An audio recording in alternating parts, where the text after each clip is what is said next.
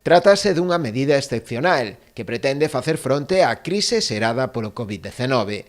Conscientes das necesidades do comercio e empresariado local, o Executivo decidiu poñerse mans á obra e xestionar un tipo de achegas directas que axuden a paliar a falla de liquidez destes negocios. A proposta podería chegar a beneficiar a unhas 732 empresas e autónomos do municipio.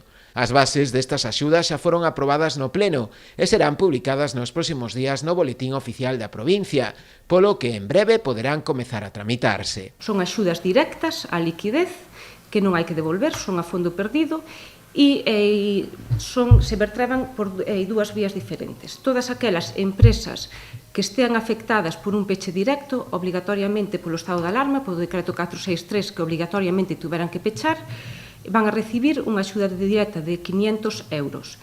A maiores, todas aquelas empresas e autónomos que non se viran obrigados a pechar polo decreto de estado de alarma, pero que aínda permanecendo abertos se viran reducido durante o estado de alarma os seus ingresos, a súa facturación, en alo menos un 75%, recibirán esa mesma axuda. Outra das medidas aprobadas polo Goberno sonense garda relación coa suspensión da ordenanza de terrazas para os establecementos de hostalería. Estamos traballando tamén para facer unha reordenación desas terrazas, porque somos conscientes tamén das limitacións de aforo que teñen agora mesmo, entonces o que pensamos é poñer a disposición o espacio público para que podan facer unha maior ocupación e así aumentar ese aforo que teñen nos establecementos. Pero estas medidas non serán as únicas. O Executivo entende que a mellor maneira para sair desta crise é xerando emprego. De aí que dende o Concello se promovan novas licitacións de obra pública por un importe próximo ao 1,5 millón de euros. A mellor forma de actividade da economía é que as empresas teñen traballo, que a economía circule,